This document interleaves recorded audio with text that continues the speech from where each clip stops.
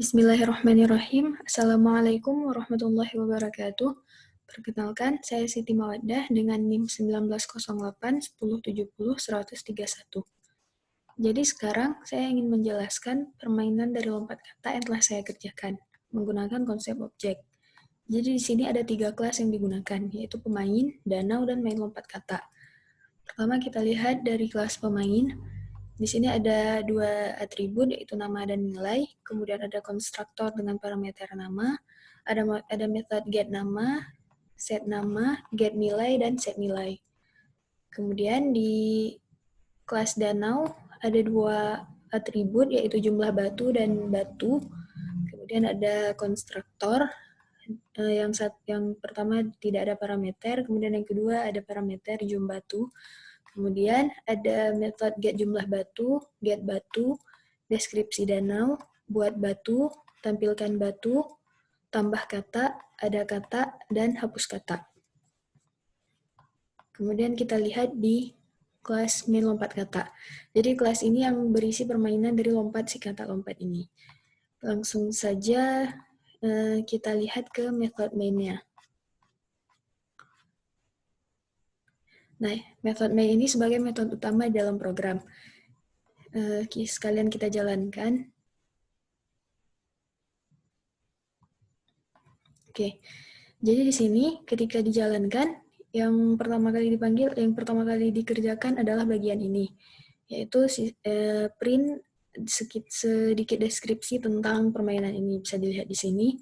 Kemudian akan masuk ke dalam looping while ini. Nah, play di sini diberi nilai awal itu true. Kemudian ketika true, maka panggil method mainkan.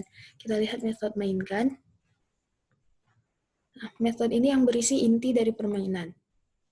Jadi yang pertama, program akan meminta user untuk menginput nama. Seperti ini, diminta masukkan nama. Kemudian jika saya input, akan di-print selamat datang, dan city-nya ini akan diubah dalam bentuk huruf besar semua ya, atau uppercase. Di sini saya menggunakan metode to uppercase. Kemudian akan diminta untuk input danau pilihan pemain. Jadi di sini ada 3 danau yang tersedia. Misalkan saya pilih di sini 2. Nah, selanjutnya akan masuk ke bagian switch ini. Di sini yang di switch adalah pilihan danau inputan user tadi.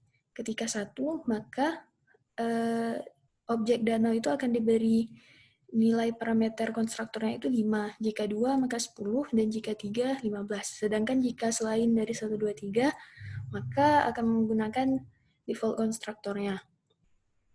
Kita lihat di dalam kelas danau. Nah, ketika yang digunakan adalah konstruktor default, maka jumlah batunya itu otomatis akan dibuat 5. Kemudian akan di-print danau tidak tersedia, kemudian dipanggil metode deskripsi danau dan buat batu. Sedangkan jika di dalamnya ada parameter, yaitu jumlah batu, maka jumlah batu dari danau itu akan di-set sesuai yang dimasukkan di dalam switch tadi yang di situ. Kemudian akan dipanggil metode deskripsi danau dan buat batu. Kita lihat deskripsi danau, bisa dilihat di sini. Jika jumlah batunya itu 5, maka deskripsinya seperti ini, atau bisa disebut danau Lut Tawar. Jika 10, maka danau Ranu Kumbolo. Jika 15, maka danau Toba. Karena tadi yang saya pilih 2, maka jumlah batunya 10, maka yang keluar adalah deskripsi tentang danau Ranu Kumbolo. Kemudian, setelah deskripsi danau, yang dipanggil adalah metode buat batu. Jadi di sini akan diberi inisialisasi kepada array batu sesuai dengan jumlah batunya.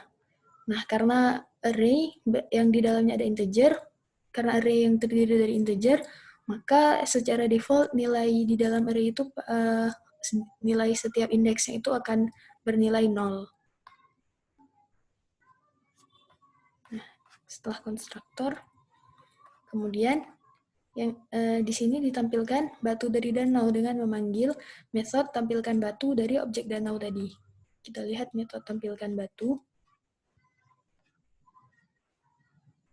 Nah, di sini saya menggunakan looping, dua looping, nested looping. Jadi di sini berguna untuk menampilkan batu-batu tersebut sesuai dengan angkanya. Jadi angkanya itu saya menggunakan counter yang dimulai dari 0, kemudian terus bertambah.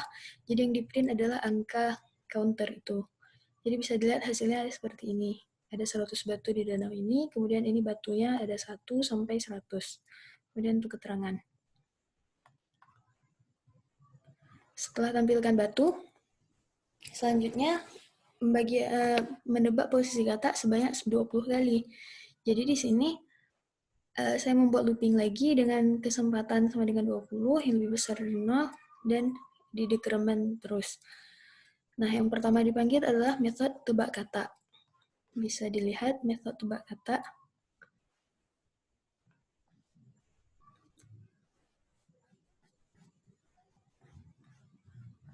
Nah, metode tebak kata ini berguna untuk mengatur posisi kata secara acak, kemudian meminta pemain menebak posisi kata, dan terakhir menentukan apakah tebakannya itu benar atau salah. Jadi yang di sini pertama menentukan posisi kata secara acak, menggunakan baris dan lajur, kemudian akan di-print kata melompat di batu danau. Setelah itu meminta pemain untuk menginput sebuah bilangan untuk menebak posisi kata. Jadi di sini saya juga menggunakan looping untuk mengecek apakah pilihan yang diinput oleh pemain itu benar sudah di dalam rentangnya atau tidak. Misalnya contohnya di sini saya masukkan 0. Nah, maka akan diminta untuk pilih batu antara 1 sampai 100. Kemudian jika misalkan saya pilih 1000, juga akan keluar seperti itu. Itu akan looping terus di dalam ini.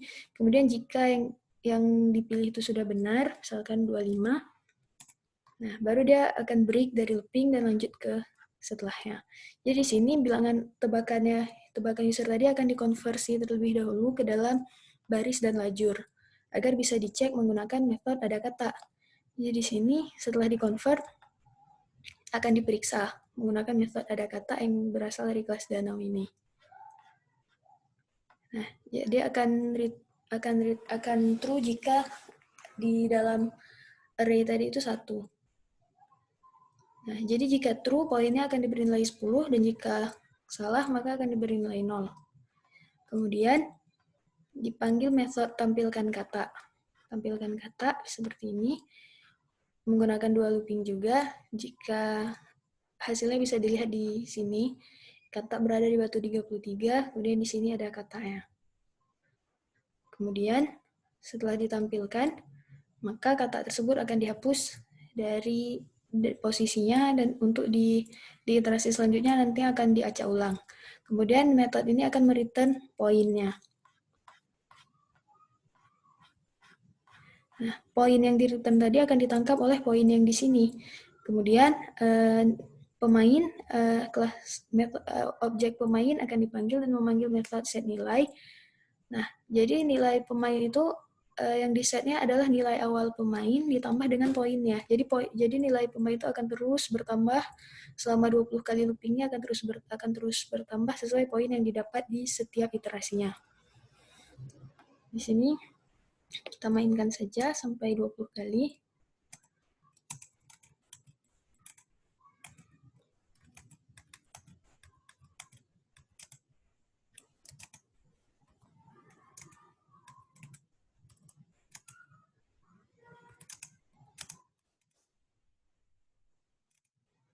Oke.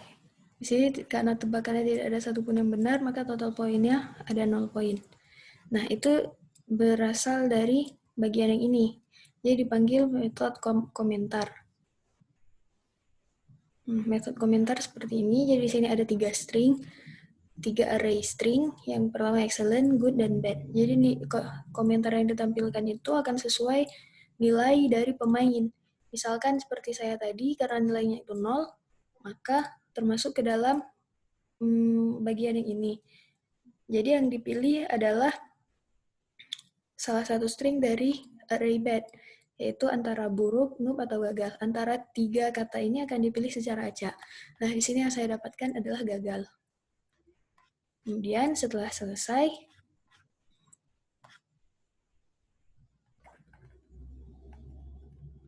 Setelah metode mainkan itu selesai, akan ditanya apakah ingin main lagi atau tidak. Ya atau tidak. Jika ya, maka akan diulang lagi dengan menginput nama, kemudian akan pilih danau lagi. Nah, misalkan di sini yang dipilih adalah yang tidak ada di sini. Misalkan saya pilih 4. Nah, yang akan dipanggil tadi adalah default-nya, yaitu jumlah batunya itu 5, yaitu danau tawar. Maka akan tampil seperti ini. Kemudian ini akan saya percepat saja.